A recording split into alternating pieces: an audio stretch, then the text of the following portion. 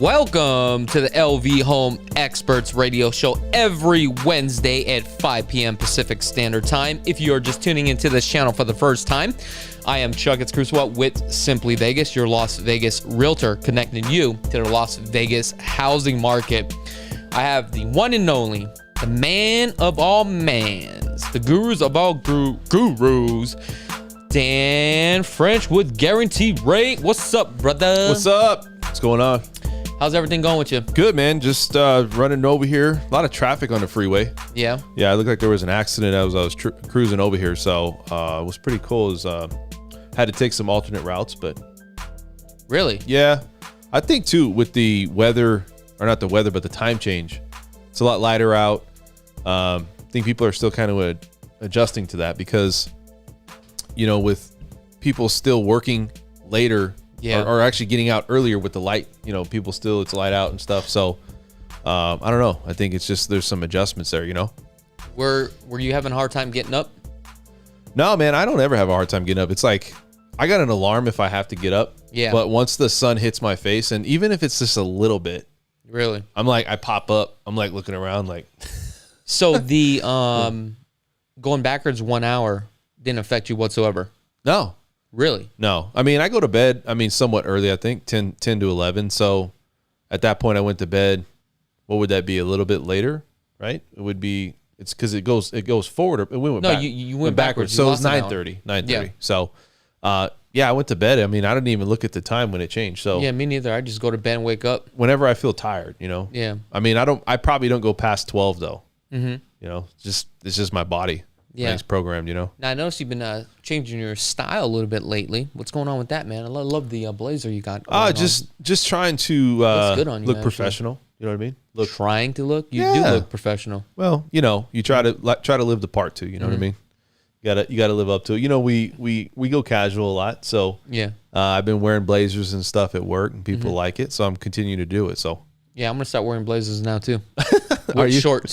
with shorts, with some flip. High Daisy Duke shorts. Is that how you do it from Hawaii? I guess so. And with some slippers. Yeah, and some slippers. I'm going to change the style. Guys, if you guys want to call into studio today, call in with your real estate questions. Maybe we can do a tune-up, all right? Figure out your situation, you know, and we can help you and set you up for success. Call live in the studio today at 702-409-4495. Again, call live into studio at 702-409-4495.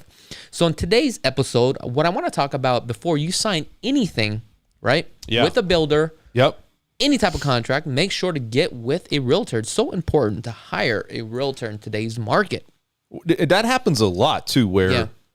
you got people that just show up at a builder and they're like, you know what? I don't have a realtor.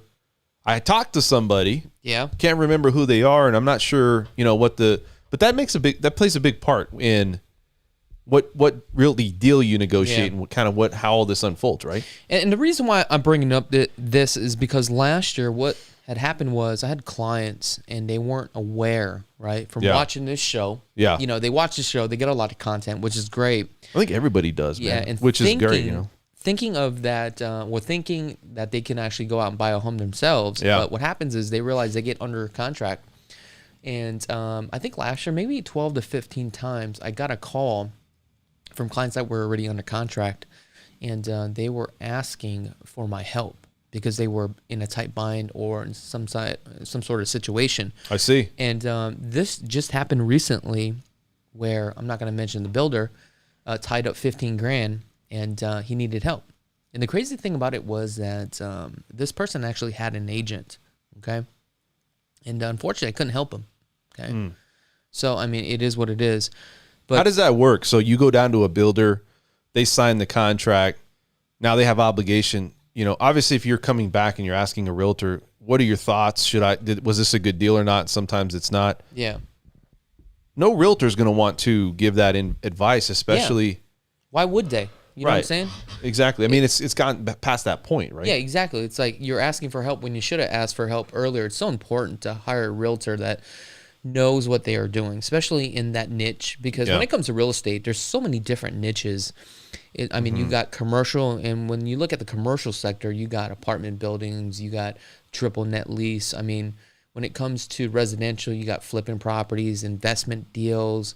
You know, you got people that specializes in high rise. I mean, there's so much new home construction. So it just really depends. But the moral of the story here, and what I'm trying to get at is, look, a lot of people are not aware, especially when they watch these videos, they go out to a new homes track. And this is important, okay? When you go out to a new homes track, they think they could just look at a property, which is fine. They end up looking at a property, but the agent at the sales office requires them to fill out information. As they are filling out information, they're not aware that they are being registered with that builder or with that agent. I see. Okay. Then when it comes time to go under contract, or if they find a home that they like, right, they move forward with that builder and they want an agent. Now it states on that contract they cannot be represented by an agent. By an agent. And it would be in your best interest, especially if there's no fees associated. It's free, right? And one of the questions that I get, and I want to address this, and the question is this: Chuck, if I use you, wouldn't it be cheaper if I didn't use you? Because I would get more of an incentive? It's not true. And here's why. Because when a builder already calculates the number, it's already factored in. Sure. Okay? They're not going to give you more than they need. So basically, what happens is you end up paying the builder more money. And also that agent that you signed a registration form, basically they have a responsibility, right, to disclose everything. Yeah. But also, you're signing a waiver form basically saying that they are not representing you whatsoever. And so, does the builder make more money that way? I'm just curious, because I know they hire real estate agents, right? They're going to, and they don't hire real estate agents. Okay, so how does that work? So basically, they are licensed agents, but they're not a member of the National Association of Realtors. But what happens is they work directly for that builder, but they are required to get licensed through a state and national level. Okay. You see what I'm saying? Yeah.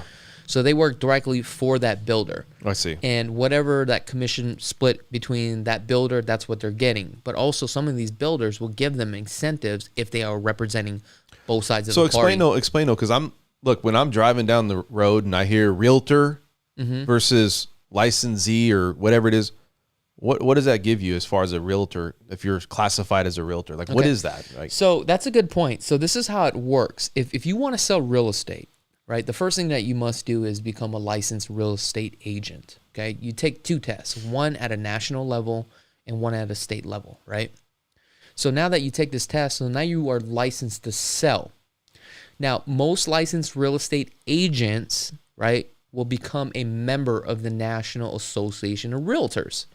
The reason why is because most resale homes are sold through realtor.com. So that's our national pub, right? Yeah. Is realtor.com. So every city has a local level. So here is the GLVAR, which is the Greater Las Vegas Association of Realtors. So I'm a member of this association at a local and also a national level. So every time an agent gets a listing, we input these listings into the MLS, which stands for the Multiple Listing Service. So one of our things that we have to do, according to our agreement with the GLVAR, right? Once we get a listing, we are required to input our information as far as like the property information on brand new listings into the MLS. Okay. So that way it can get syndicated to all the other realtors that have that data through the MLS. So if you're working at a builder, at a home developer, you won't have that access. You don't need it though either, you don't, right? Exactly, because now what happens is you're just a licensed real estate agent that can sell in the state of Nevada. Okay. So does that benefit somebody? Let's say you're somebody that is not part of the real estate, the GLVAR, or part of the National Association of Realtors. Let's say you just want to sell houses or list homes. You can still do that, but it's dramatically harder. Is that what you're saying? Yes, it is, because now you're not a part of this member or this. You're not part of the club. I see. Where everybody goes and looks at home, because the majority of all your data will be through the MLS, which is the Multiple Listing Service. Gotcha. So it's always best to really hire a real estate agent, okay? Because when you hire a real estate agent that's also a member of the National Association of Realtors, they have access to brand new homes and also resale homes too as well, because you want to look at both sides, okay? Now, the point that I was trying to get to as far as talking to a realtor before you sign anything or even look at any type of properties, there's a lot of times where clients will go to a new homes track and they just don't know. They just don't know, right? And it's not their fault. And that's the reason why we are disclosing that today. If you guys want to call live in studio at 702-409-4495. Again, that is 702-409-4495. Call live in the studio with your question and we can help you out. Absolutely. Now, when you go to a new homes track, right? Like I said, a lot of these clients, they're just not aware. They go in, they want to look at homes. So that sales agent that represents the builder, their whole job is to extract information. They're in sales. They're really good at this. So well, it's like this though. You know, when you're in your own environment, you have confidence, right? Correct. And so when you go into an environment with the builder, it's all set up. It's almost like going and buying a car. Yeah. Because you go in, they make you feel warm and welcome. They give you options. They got multiple people that usually work with you, right? There's usually somebody that comes in as a sales agent, and then they kind of get down and they break down what it is, and then there's other parts to it, right? So it's hard to like turn around and say, well, I got a real estate agent, so hold on one second, let me go find that real estate agent and get their information so I can give it to you. Yeah, they're gonna be like, whoa, wait a second, we already we already have this set up. So where are you going? Yeah. Right. Now, the builder's guidelines, it always states like this, especially in front of the door. Okay. And it's printed out in front of the door with a sticker, and it's so small that you can't even see it. It says, what does it say? Please bring your realtor, right? If you want to be represented. If your realtor's not with you at the time of registration, you can no longer be represented by your agent. However, once you register, you do have a right to have an agent to represent you, but we're not paying your agent. You would have to pay your own agent. I got something to talk about. So when you go in, is there any responsibility of the agent representing the builder to you or to other agents? Or is it just free for all? Like, doesn't matter if I can win it. I could, somebody's like, you know what? Because there's a thing called procuring cause, right? And that's not the same, right? No, here's the thing. And when it comes to new home sales, that doesn't mean crap. Right. That's only on existing homes then. Well, it's pretty not even much, on, right? Yeah, pretty much on resales, because now what happens is we're regulated through the National Association of Realtors. Now, I'm not going to get into a story where we actually did a deal and I had somebody sue me for $8,000. Okay. But it wasn't something that I did wrong or anything like that. It was just a deal that we did together where another agent could not close that deal. The buyer came to me and asked me if I could negotiate the deal. Remember that deal? I remember the deal. And I was one able of the to things get too, that deal done, and I closed it. Mm-hmm. And next thing you know, I got a letter. See, and I think that's not really... That's not right. I don't think it's fair, and I'll tell you, if a buyer is really wanting to move on, they've consented that they're ready to move on, you got your shot, right? You're a real estate agent, you got your shot, you put the offer in, you didn't get it accepted. Yeah. If somebody else comes in and negotiates for you, and they get a better opportunity, they get the offer accepted and close the deal, how do you feel that you have some type of compensation for that? That's what I'm saying. And that's where I don't get that part of it. But I mean, it is what it is. I mean, there's really nothing that like you can really do about it. You know what I'm saying? Yeah. But I mean, that's just the rule of the games. But I mean, I took that chance. But at the end of the day, I made a little bit money off the deal because we were able to negotiate some sort of deal. He could have came after me for the full commission, but I just gave him half. Well, again, it's I hate to say it, it's a dog eat dog world. I'm not saying go and take people's business. I'm a big believer in karma. I am, because it's like you can go out and you can try to pitch and steal business. I always ask people, are you currently happy with your lender? If you're happy with your lender, I quit talks right there. Yeah. But if you're not happy with your lender and you want a second opinion, that's your right. You're the one paying for this. And this where it comes down, it's so important to work with the right real estate agent that understands the customary practices, knows how to structure the deal together so that way you can get it done. And that happened in this example here. We got it done. Yeah. And in addition to that, this buyer came out with less out of closing costs. I was able to negotiate, I think, almost $15,000 and apply it towards his buy down and also drop down his rate. I mean, I did a home run on this thing, dude. Like, I was so proud of it. Here's how you look at it. Yeah. So when I had that conversation, it was we made numerous attempts to get this specific home or homes in this area. Yeah. And what you have to look at is, if that person wasn't successful, and you do come in, because that's where you get paid as a realtor, is the negotiation skills, in my opinion. Yeah.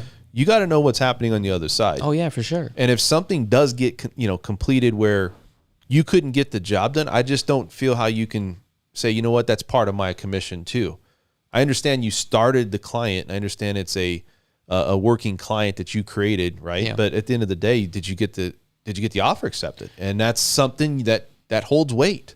But now this is a learning lesson for me, because obviously we can always learn for something like this. So now it's like, if I get a call, it's, hey, are you currently working with an agent? Yeah. Did you sign a buyer broker's agreement? And in this case, this person didn't sign the buyer broker's agreement, But I mean, it is what it is. But I want to go back to the story as far as when you're out looking for homes and you're currently working with a realtor. Just make sure when you go to the new homes track and you walk in, okay, you're going to let them know that you have a realtor, but you don't want to sign in. But probably the best way to do it, just to let them know, I'm just here. I'm a looky-loo. And 9 times out of 10, the sales agent will just say, hey, go take a look. Because at the end of the day, new home sales track, they cannot deny you, right, or discriminate against you from looking at their product. They're very persistent. Yeah. However, there's a registration form. If you sign that registration form and your agent is not there, then you cannot be represented. Okay, so that's why it's very important that we push this message across, so that way we don't run into these type of challenges. I think that aligns also too with lending. You know, I've seen, look, lenders, incentive and all these things, but you look at these emails that come across, and I've seen where people are like, you know what, I went and I talked to the builder. Yeah. I listened to what the lenders there had to say. Still going to use you, Dan. But then they would forward me emails. They would forward these emails that say, are you sure you want to use Dan? Are you positive you want to use Dan?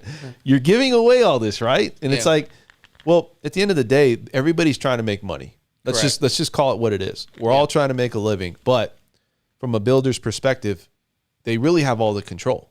Yeah. And where the control stops is letting you know as a consumer from either the realtor or the lender that you're going to pay for this in some way. There's no such thing as a free loan. There's no such thing as free incentive. Somehow you're going to get that money taken away from you in another way. So I think a lot of times going into it, having a realtor on the side, you know, going into it where if you don't have a realtor, right? If you don't have a realtor, you might be putting yourself at risk for not just, you know, maybe having a problem with the contract or the final cost, maybe with the lending side, you know. So I'm just saying it plays a big part. It does. Also, one of the things that you need to be aware of as well is I've noticed a lot of these builders, what they're doing now is making you sign a form due to the coronavirus, right? What does it say? And basically, when you go over there and you say, hey, I don't want to sign in, what the pitch is, fill out this form due to COVID-19. I see. We need your first name, last name, and also your email address and your telephone number, just in case if something happens. But now that they have that information, now you are registered into the system. Yeah. They're pretty sneaky about that, man. I didn't like that. Well, again, it comes down to control. Yeah. I mean, from A to Z, the real reason why a builder wants you to use their lender, that wants you to use their realtor, that wants to control the cost and everything else, there's nobody outside that's going to influence the process and also influence the amount that they get in return on investment. So, you know, it's one of those things that I think it takes away a little bit of your ability to look around, find what, you know, maybe give you some options and not just feel like I'm committed to one thing and that's it. And I do think that going a builder route, it takes away a lot of your options. That's just my opinion. Call live in the studio with your real estate question at 702-409-4495. You know what's crazy is when we used to do the radio show, people would actually call in. But now on the podcast, it seems like nobody calls in anymore. Well, I think too, man, it's I think content. it's all the questions. Well, it's content. I think too, people that are getting the content we're putting out. I think too that a lot of the people that are gonna call in, they're probably immediately looking to move or buy. Yeah. You know, they might be buying an investment property or primary residence or something. So unless they're immediately looking to make that move and really need to know what the information is. Yeah. I don't know. I think it just depends. Gotcha. Depends on the day too, you know. The other thing I want to talk about is also the contracts. Typically, once you find a property that you like, structural items have been picked, elevation, lot, the model. At this point, what happens is we end up going into contract. What I've noticed the builders, what they will do is now send over their DocuSign, which is a system that's sent over through email, and you can literally sign from a click of a mouse. Before you do that, it is important that you forward that on over to your realtor, because the reason why is through DocuSigns, sometimes the way they have it set up is they will send it to the consumer first, then after they sign it, then they send it over to the agent to sign their part. Then at that point, it goes to quality control with the builder. And by the time you get it back, right, it may be a couple days. By then, it has passed your due diligence period. What I always tell my clients, the best thing to do is before you even sign that thing, go ahead and send that on over to me, okay? But it's always best that, can you hire an attorney to take a look at it? Yes, you can. At the end of the day, when does that come into play? With an attorney? Yeah, I mean, as long as I've been doing this, I have never had an attorney take a look at the contract because it's pretty much self-explanatory. The only thing that consumers are not aware of the lingo and the terms. Well, I think you do have a right to have. I think you would get an attorney, and this is just what I'm thinking is if you made some real adjustments on the property, for instance, like a zoning issue or something that was a fixture, a part of the house that's going to be stapled to the house, right? It's like going to be a part of the house, and like let's say they're negotiating for some reason, like it's got to be something where there's a value to it, and everybody has to be on the same page, and it just they have to follow. I would have to disagree because you don't need an attorney for that. The only time you would bring in an attorney is typically more for commercial, when the deal is more complex, especially when you're dealing with investment deals. That's when you really bring in an attorney. Sometimes what happens is when I start getting into the $4 million price range, some of these people that do have money, they have friends that are personal attorneys that they want to look over it, which is completely fine. That is your right. So, I mean, you can definitely do that if you want. But typically on these transactions, they're pretty much so easy, you don't really need an attorney. So it's all case by case. I think, too, it's the price point. I would think that, because I'm going to tell you why. I'll give you an example. It seems like the higher cost or the higher amount, there's more things involved on the homes. Mm-hmm. And there was one recently that came out for a zoning issue that they actually had to get an attorney. They reached out to me after we closed. But you're right. I mean, it's a very one-off type thing. Mm-hmm. It's not something that's a common practice to have an attorney look over. Although it is, you're right, like you said. Yeah. Now let's talk about like signing contracts and stuff like that. Sometimes clients, when they are working with a lender, sometimes my clients will get a little bit paranoid as far as like signing CDs and stuff like that. And I don't want to say the closing disclosures, but you guys send out like a pre-disclosure, right? I think anytime you're dealing with money, people start to retract. Yeah. They pull back. Like, what is this? Somebody's always sending out a loan estimate, but that's usually when you get a disclosure. Usually it's, what is your upfront cost? What are your fees? Because they'll ask me, should I sign this? Is this final? I'm like, dude, relax. It's not even the final. Nothing's ever final. This is just kind of like to start the process. People need to understand too, like you can back out of a loan all the way up until you're signing a title. Like correct. Like there's no commitment for any lender. Yeah. Any lender. So you can go to title. You can be like, you know what? My wife and I thought that this is not what we want to do. It's going to suck for the lender because they put in a lot of work, but that's your right. It also sucks for the buyer too, because if they decide to do that, then they're going to lose their earnest money deposit and everything that they have into the deal. Yeah, I mean, that's a big part. By then, you should already know within, weeks in advance if you're going to use that lender or not. I mean, it's important. I think that foundation and the trust is established, but it's just, I think there's a misconception that, well, Dan, you know what? My middle initial is wrong, or the address on the application is wrong. It's a digit off. I mean, you can fix that. Do you get a rebuttal on certain things that need to be signed?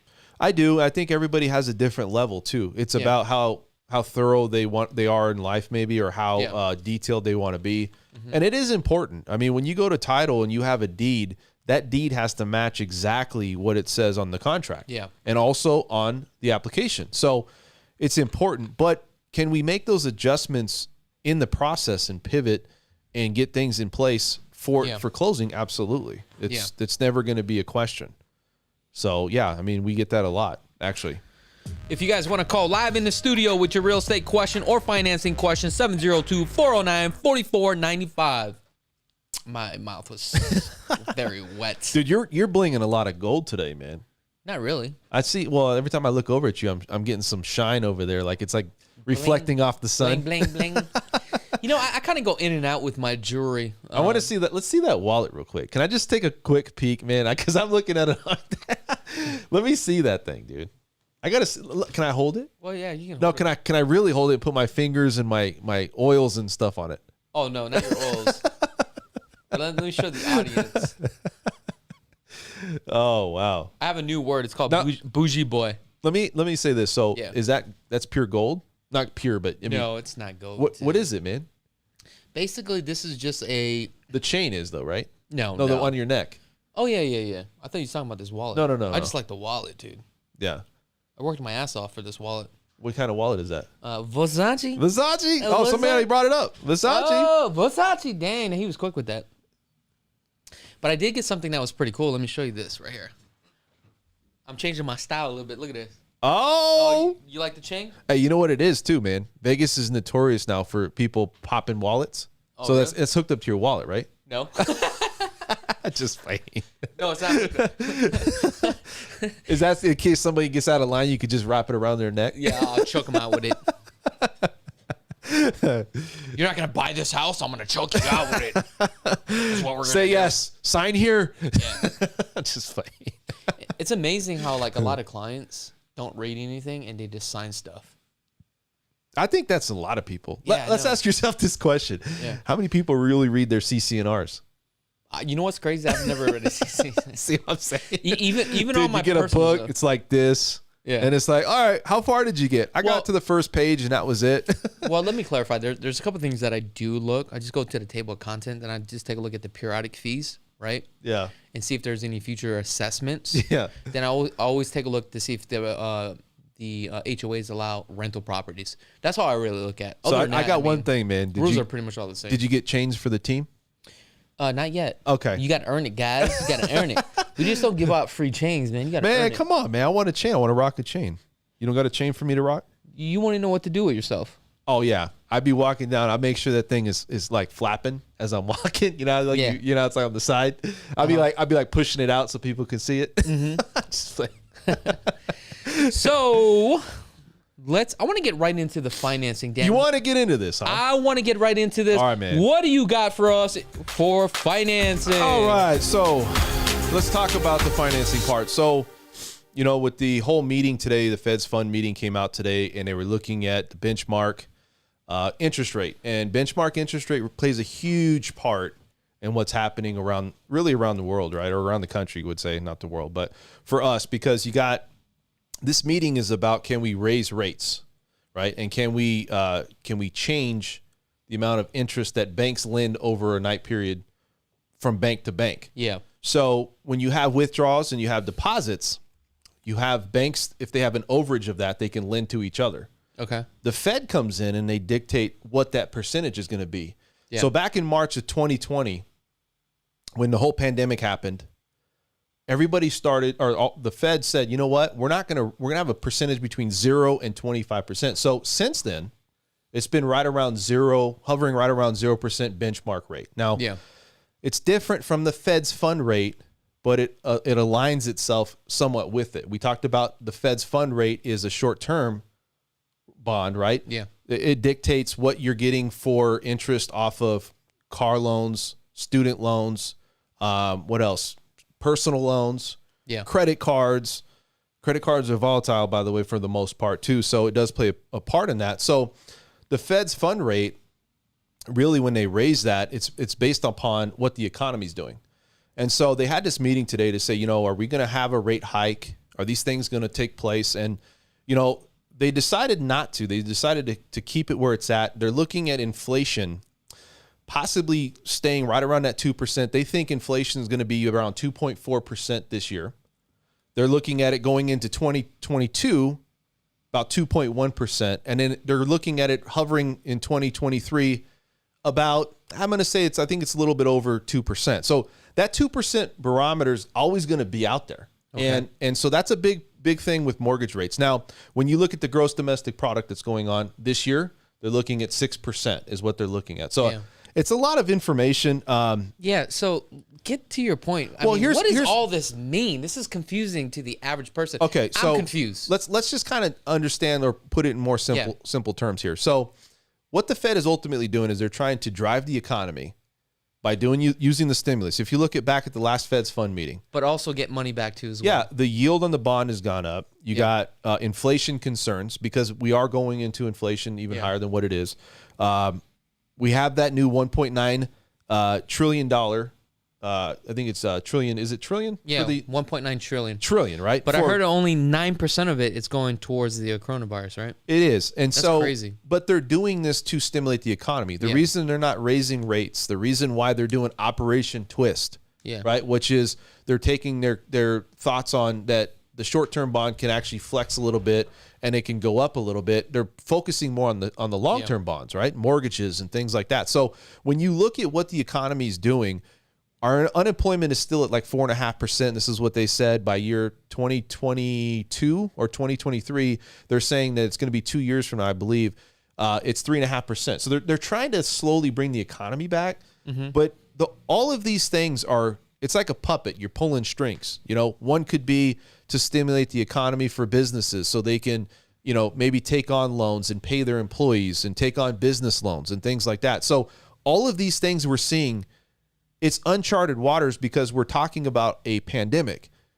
All of these things happened before. Operation Twist, 1961, 2008, right? They focused on that, and they did that to help mortgage rates. They did it to help long-term bonds keep mortgage rates low. And they're doing this again. And it's always in a point of crisis when they really turn to things like this. Yeah. So when you look at, like I said, the economy, rates have gotten a little bit better. Refis, 6-month lows, right? What are you laughing at? I was just thinking like this. I'm looking at the camera during headlights. You don't know what I'm talking about? So get to the point, man. Where are we at with interest rates? The whole point of all this is that the you can go out and you can get a discount on the interest that's being charged by banks. Yeah.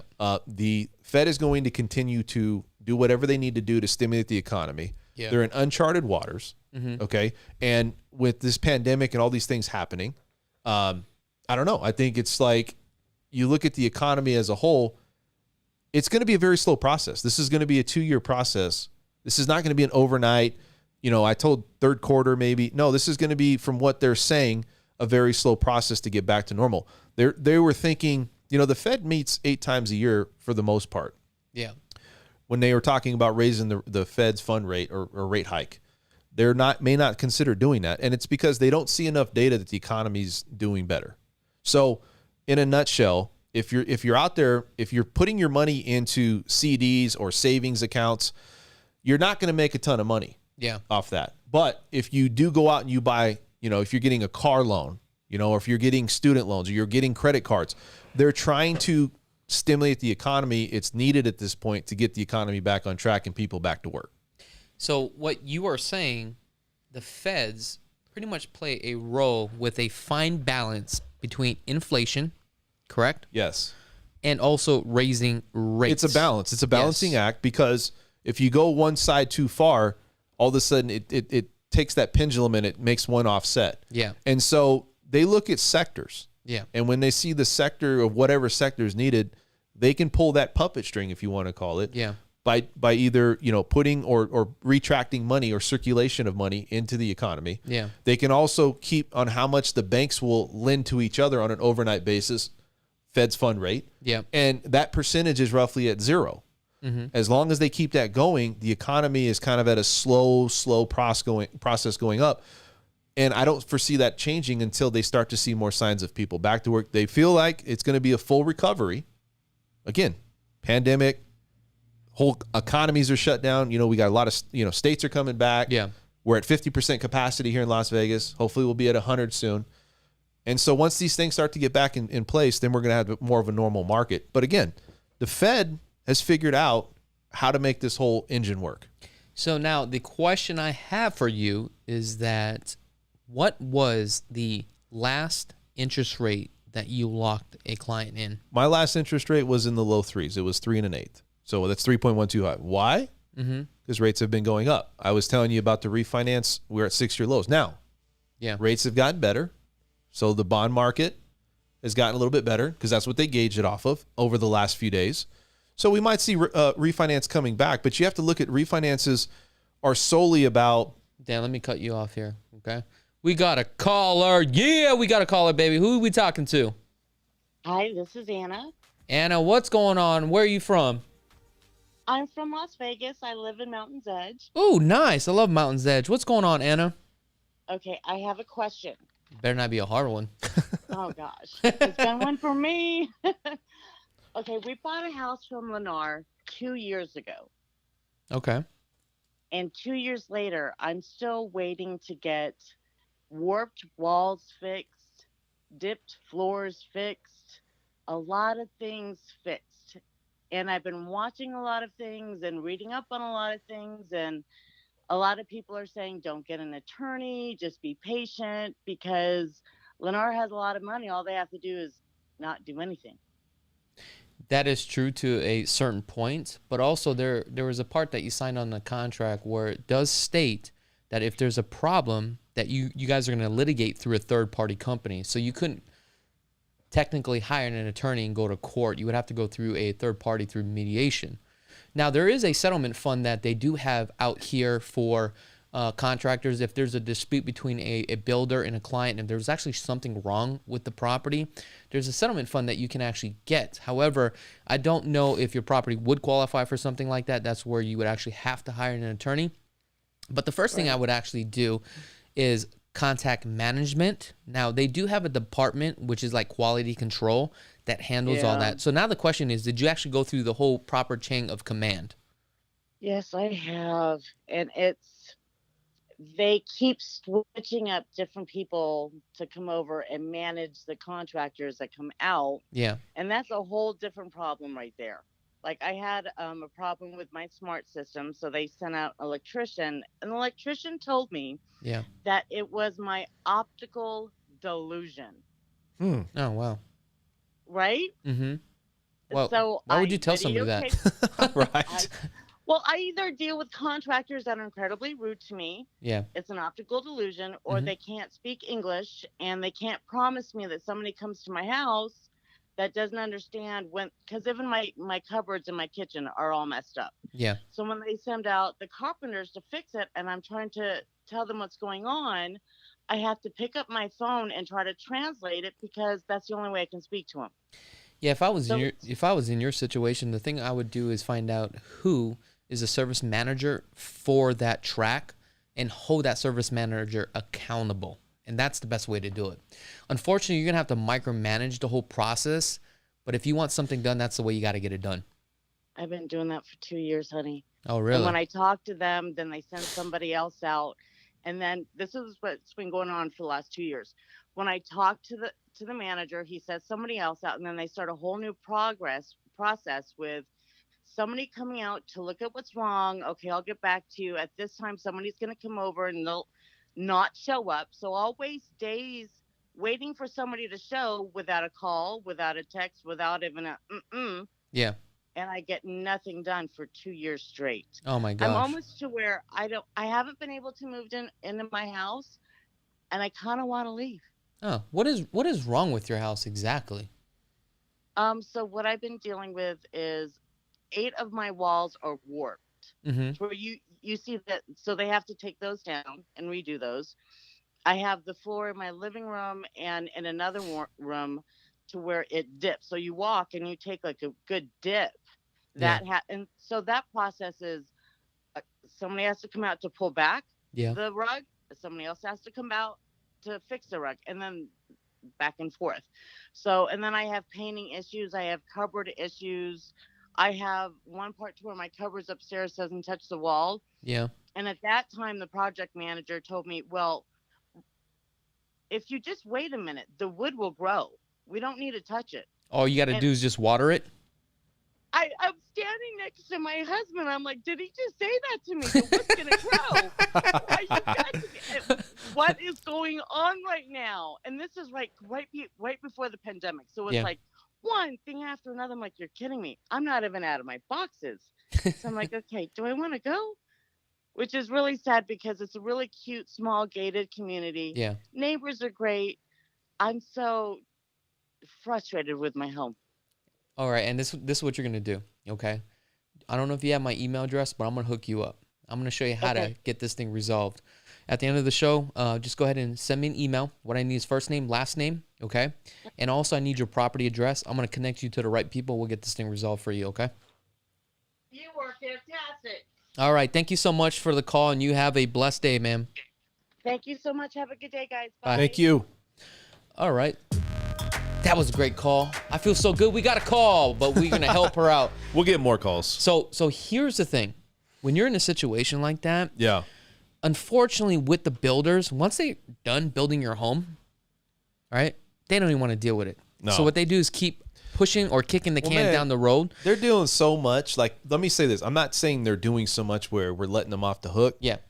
They got so much going on. It's almost like a repeat, rinse, repeat for every situation because the supply is not there. The demand is there, but they're trying to catch up with the demand. Yeah. And so it almost gets to a point where they're probably, it's just like another person. You know what I mean? I hate to say that, but it's kind the of, problem right? is that you're assigned a project manager for that track. Yeah. Okay. Then what happens is corporate is coming down on that project manager and say, hey, these are the timelines that you got to finish by.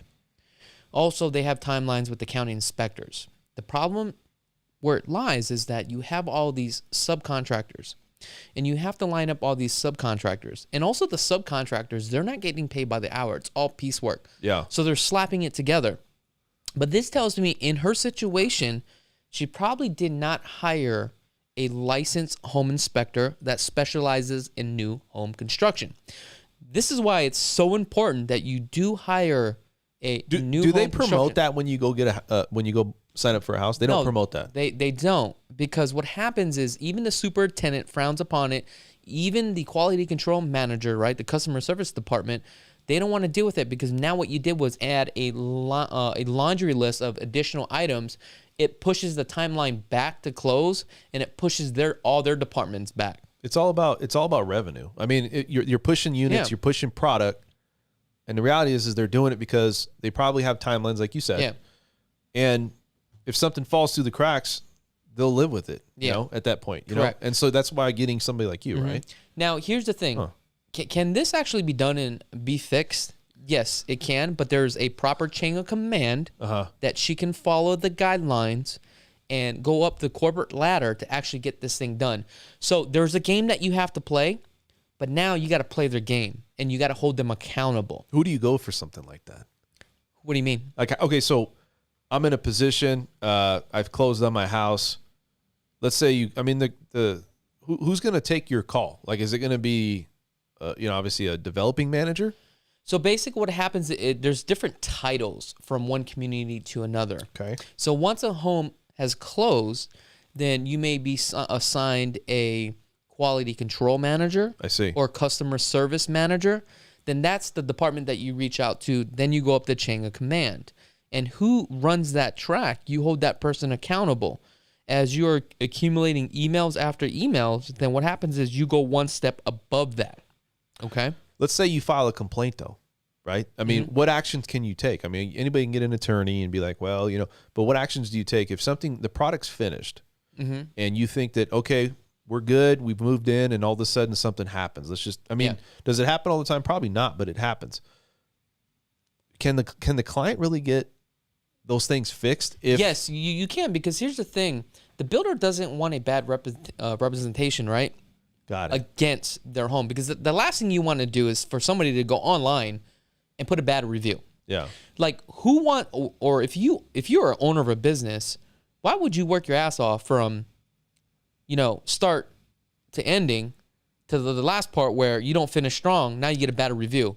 But customer service is great from the beginning all the way down to 90%. You see what I'm saying? I look at it like this. I look at it as, and I compare cars because it's a big investment most people make in their lifetime besides a home. That's the biggest. Yeah. But it's almost like you're going and you're buying through a different dealer, right? Yeah. And they're saying, well, you buy through us and we're going to have certain things that we go through. But you buy from that wrong dealer and the transmission goes out. Can you go back to them and say, hey, are we still under warranty? And they're going to be like, no problem. Yeah. We got it. I mean, is that kind of how it works? There's a chain of command, so that's why I want her. Here's the thing. I don't want to explain this on the radio. I want her to give me a call, and I'm going to tell her exactly how to do it so that we could do it right. And the reason why I don't want to tell you guys this is because I don't want to give out all my secrets, right? And also I don't want to give the other agents my secrets too as well. I want to show some sort of value where you're calling me for a reason. You see what I'm saying? Well, yeah. I mean, it's obviously your time and your experience plays a big part. Now you also sign a contract, because I believe with the warranty with Lennar, it is a 1, 5, and a 10-year warranty. So you got to take a look at that warranty. Also, from one builder to another, right, you do sign off on the contract that it does state that you also have to maintain your home. Certain things they will fix and certain things they won't fix. You have to read that fine line when you do your final orientation. I think it's the same as if getting an existing home. I had my parents, and there's been people I've known that I've done loans with. They were not with you, but there's been clients where they didn't get a home inspector. They moved in. About a month later, they're calling me. They're like, I don't know what to do. And I'm like, well, what happened? I mean, it was an older home, but the pipes broke. Yeah. And it's like, well, Did you get a home inspector? No. So what do you? I mean, sometimes though they get even them. though you have a home That's what I was gonna inspection, say. things can always come up. Okay, so it just depending on the velocity of the home or whatever happened to the home. Like for her case, paint chips, drywall. It basically says on the contract, look, during our orientation, if you don't fix these now, we no longer wait. We're just gonna waive it at this point. So it really just depends. Like with the wavy walls and stuff like that, she probably just started sitting around, started looking like, yo, this thing is wavy. And that tells me that the walls weren't shimmed. Right. Now what shims are is basically you have the 2x4s that are up. Before they lay the drywall, what's going to happen is they take this very thin piece of paper, right? And that's what we call shim, right? They put it against the 2x4s and they level it all out. So that way, once you put your drywall, the drywall should be leveled. So I don't know what the full story is, so I can't take one's side. Do you see what I'm saying? Yeah. But I mean, what she should probably do is start watering her 2x4s so that way everything can actually grow out. Well, I mean, but again, It was a joke, Dan. I know, but think about it like this. I'm sitting here thinking like, I'm just trying to get the concept down of like what you're talking about. So when they go in and they do all these things, right? Yeah. It doesn't seem like it's complicated, but it seems like there's still a lot of things that happen, right? Yeah, because they don't know what to look out for, and that's the reason why you need to call in live studio today at 702-409-4495. Like that radio? Yeah, you should do that again. Say it one more time. I don't know if I have the energy. Yeah. But yeah, so basically this is how it works. So do they get like a leveler? So like, how you have like a TV, like a wall leveler? Do they do that for the foundation too? No, the problem with the foundation is when you start laying tile, depending on the type of tile that you pick, you can do a straight edge cornering tile. Yeah. A lot of builders won't use those type of tiles because they won't be able to float the tiles very straight. So they do more the bull nose tile. So that way they can really put down the tile and it doesn't have to be that straight and you won't catch it. Well, and that's the thing. So you get these builders, and do you think that they would put more time into these homes, right? Let's say, I'm not saying that there's issues, but obviously she had an issue, the caller. There's probably been other issues. Would they have more time to put into these homes because the demand is so high that they're just, like I said, we're trying to push it out, and anything, like let's say you got a home inspector. Time is money, dude. That's what I'm saying. If you get a home inspector, they find something. Yeah. That potentially could derail the timing of when you need to close that house because now you got to fix something. Yeah. So it's weird. It's I hate to say it, man, but to me, it's almost like, getting a new home is getting a new home, but you're going to have more problems on a brand new home, believe it or not, on a resale home. Because they don't follow what the contract says. Is that what it is? No, it has nothing to do with that because you got to understand they're just building the home. The home hasn't been settled. So how to resolve this situation is basically you're going to get a home inspection about 2 days before the orientation, right? Once you have that home inspection report, now you can use that as a guideline, right? And you can use that towards your advantage.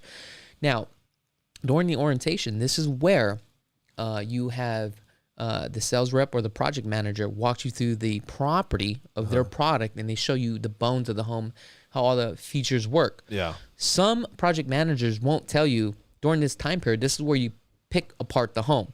The reason why they don't do that is because they don't want to go back and start fixing stuff. Right. And again, this is where you go back and you hire an agent that understands and they know what they're doing because this is where the uncomfortable comes, right? Because now what happens is you have to have an agent that, goes into the batting cage for you and basically tells this guy like, yo, this is actually what needs to be done. Right. Because if the consumer is just not aware, they're not going to ask for those things to be fixed. Do you see what I'm saying? Yes, I do. And I think that, I don't know, man. I think that's, buying a new home though. Sometimes there's a tension between an agent and also the project manager. But for me, I don't care. I've been doing the business for so long. I don't care if the guy likes me or not. At the end of the day, look, this one needs to be fixed. Get it fixed. Because the last thing you want to do is move into that home. Then you have problems just like this situation. By then, you already signed off. Now it's a work in progress. You see what I'm saying? Any other stories that you have besides like I mean, I have tons of stories. But what we really need to do is get back to the financing where I actually interrupted you, and I do apologize. No, I mean, we could just wrap it up. I mean, I had some other stuff, but we're so far gone on it. So I'll just say this. We have a 30, if rates aren't going to go anywhere. Yeah. What is the sign telling you that rates are going to stay the same? Rates have gone up. No, but they're going to stay the same. They're going to try to make it where they correct that problem before it keeps going up until at least the economy gets better. Well, right? I don't want to say they're correcting it. What they're doing is watching the market. Well, they buy bonds. Yeah. They're focusing their attention on long-term bonds. Yeah. They're focusing their attention on consumer spending. Yeah. Gross domestic product. And so all of these things, it's like it's a process that happens where they want to see how the whole thing is unfolding before they make the next decision. This decision could change. This doesn't mean like, oh, this is what it's going to be in a year. This is their thought. Yeah. So I don't know. But as far as rates go, I think they're going to stay relatively the same. I really do, man. I don't think our economy can sustain. What are you laughing about, man? I see you're looking at me. I'm listening to what you're saying, and I hear you. All right. But I want to tell these people this story. So Dan walks in with this suit, right? He's got a nice blazer on. And he had this tag on there. Yeah. I was like, it's a chaps. I was like, yo, you got to get rid of that. I like that tag, man. He takes the tag and just rips it off within a second. Well, I was looking at it. I was like, well, I'm going to keep it on. And I was like, it looks good. Uh-huh. You're trying to represent, dude. I know. Just like the Versace. Uh-huh. Versace. I know. Now, let's get into the next segment. I want to go into some of these questions here. Looks like we have a bunch of questions. So, because you guys don't want to call in. Obviously, these guys know better not to call in, and they'll just go ahead and just send a comment. Let's read some of these comments, Dan. Let's hit it. All right. Well, one says, do you help people with Section 8 voucher get apartments? Like rentals? I don't do rentals, so that's not my sector. Okay. I don't know. Everybody else is kind of saying some stuff here. Can a realtor in California represent me in Nevada? Reciprocity in license, or do I need someone from Las Vegas? Yeah, so basically, if somebody is licensed in the state of Nevada, they can sell you anything. However, if they're licensed in California and trying to sell you something out here, they won't be able to do it. They would have to be licensed out here. Typically, what will happen is that California agent will reach out to an agent out here, piggyback for a referral fee. Keep scrolling down. Most of this stuff's like, what's up? And what up? People are right here saying a lot too. Guys, we're just like you. Call in if you got a question. If you're too shy. I mean, I don't know if they're just throwing that out there because they just, it sounds good. But so buyer may only buy a house twice, maybe 3 times in a lifetime. We are not experienced in buying. Why would we need to be guided through it? Because the market changes on a consistent basis. I mean, here's the thing. Just because you bought a home 3 times, it doesn't mean you're an expert. Well, also too, yeah, I mean, and also too, like you said, I mean, so what if you bought it 3 times? What happens if like you said, the guidelines change, or let's say something happens. And how does it hurt you anyway? Do you see what I'm saying? I mean, it doesn't make a difference. I mean, yeah, but if you want to go buy a home on your own, go ahead and buy a home on your own. Yeah, it is what it is, you know? Yeah. Keep going down. Let me see here. I love the financing on a 10-year. So people are just making comments. Keep going down. Who's big pimping? Big pimping. I love financing on a 10-year. Okay. All right. So let's see. Good question here. Yeah. How do you think this will impact current rates on a 30-year? I think very subtle. I think is the Fed knows that they need to get in and they need to manipulate. They're not going to raise the benchmark rate until they see the economy well. And as long as people get back to work, people have money to spend, you know, new stimulus came out. So more money to put into the circulation. So some builders give you a year warranty to fix what's needed to be fixed. Because of COVID, I was able to see problems over the next few months until it was safe for them to come into my house. So I don't know if that's a question. No, it's not a question. Okay. He's just letting us know. All right. Let me see. Let's keep going. Keep going. Builders don't give crap. No, we're going to say that. It's just all pretty much everybody's opinion here. I don't know. I'm not really seeing if there's a question here. Yeah, let's see if we got a question. I don't know. Anything else? Anything else? Not really. I can say this. They said one question was, I believe I was seeing, is that, you know, having a mortgage is a liability. Of course it is. I think that most people don't. Who wants a mortgage, right? Who wants to take a loan out? Nobody. But you got to risk your money, right? Yeah. And when I say that is you're going to be, unless you're living with mom and dad, you know, millennials, they're the biggest purchasing. There's 37%, I think, purchased homes last year. Yeah. So most people are now not living with mom and dad. But if you are, stay living with them. I wouldn't have a mortgage either.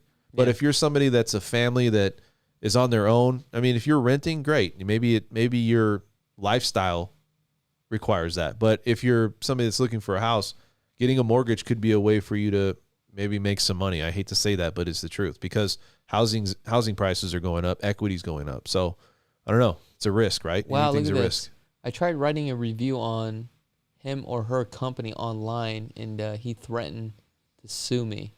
Who's this? I'm not too sure who that is. Well, that's crazy. Huh. Be very careful. That's crazy. Yep. Well, okay, here's another one. Do you think it is better to custom build from ground up or buy a new construction or an existing home? What do you think, Dan? Do you think it's better to custom build from ground up or buy a new construction or existing? I don't know. I mean, if it's this market, would you rather buy a new home or resale? Well, that's what I'm gonna say. In this market, when there's not a lot of properties, I would hate to say it, but I'm forced. Ideally, I would want to buy an existing home because you're going to get more money and you're probably going to pay less for the house, in my opinion. For a brand new home? No, for an existing home. But prices are pretty close, right? Existing right now for new. No, you got to look on both sides. I mean, if you buy a brand new pros home, and cons. I mean, you're going to go underwater right away. On a resale, should you decide to sell it, you're going to be able to sell it. Believe it or not, if you got a property appraised for a brand new home for $550 and you decide to sell it, you're not going to be able to sell it for $550. Versus a resale, you'll be able to sell it right away. But there are pros and cons. I mean, you got to look at both sides. How long you're going to live in the property for, right? I mean, there's so many compensating factors. I mean, a lot of these are resale homes. What you notice, like when it comes to electrical, they're not really running electrical, right? But on a brand new home, if you're working with the right agent, like myself, generic plug, right? Yeah. It's true, though. You're supposed to be laughing, Dan. I was trying to make a joke about myself. Oh, because you're serious right now. Oh. Usually when you're joking, you make this face, dude. You're like, I'm about ready to say something. Yeah. But for me, I always start at the resale. But again, it really depends on the price point. I mean, if you're looking at stuff like $450, $500, there are some new homes out there you can actually spec out for $450 to $500. And I'd probably go towards that direction. But then when you start hitting around like the 800, I mean, I would probably end up going resale because then you have a little bit more options on the resale. So we got another one here. Do you think it's better to? Oh wait, we just read that one. Let's do this one. If we hire an agent to buy a new home from Lennar and Henderson, would the builder pay the commission? Yes, that's if you are registered. So here's the thing: if you register online, make sure to have your agent fill out the information too as well. How do we overcome low ball appraisals for VA loans? To my understanding, they're always coming in lower than the other appraisal. Well, let's talk about why does it come in low. This is important, especially with VA buyers. The reason why is because VA, when it comes to the appraiser, they're more conservative versus traditional financing like conventional. So I want you to understand that too as well.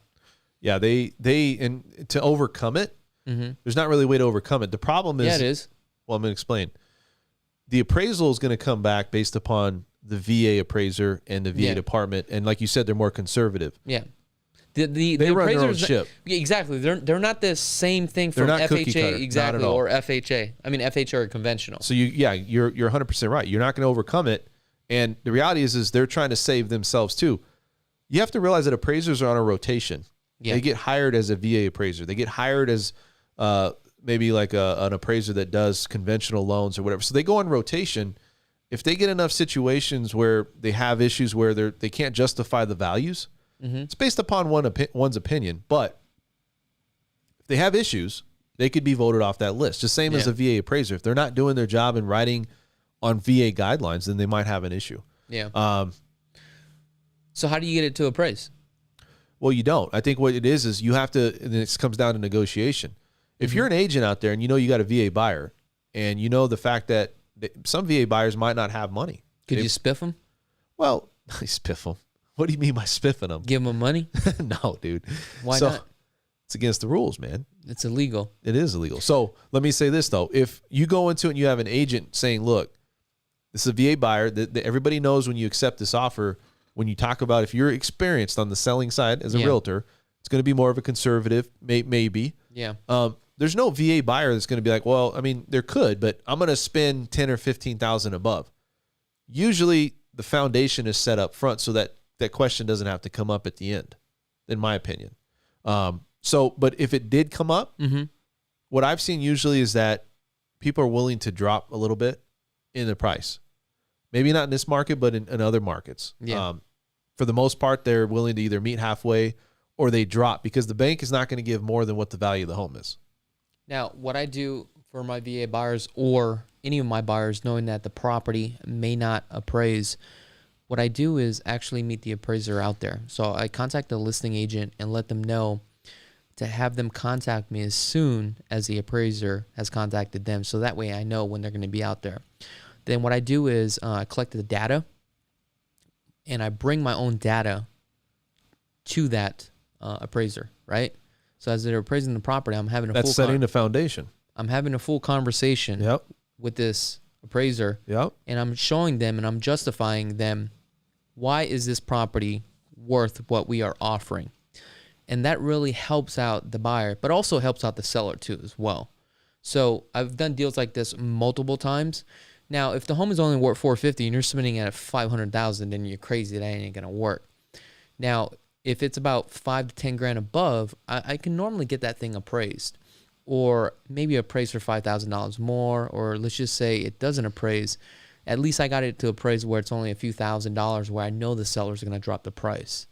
So the whole thing about this is, look, at the end of the day, you're going to have to work with an agent that really understands customary practices in today's market. And what I mean by that is how to write up the offer and also understand what's going on in today's market, who pays for what, right? Sure. Feeling out the seller, feeling out the listing agent, working together with the listing agent. Once you're under contract, it's a whole different story, because now what you are doing is dragging that seller into deeper waters. The deeper that you get them into the water, now that they are fully committed to sell the home, because now they're emotionally involved, they want to move, right? They already started the process. So that's how you get them. So there's certain techniques and strategies that we do use, but this comes with experience, okay? 100%. What's the next one? The next question. What do you think about Moody's report that states there's over $57 billion in unpaid rent or mortgages? So is basically saying that there's nobody paying their bills or paying the rent, forbearance for mortgages, people staying in their homes. What do you think?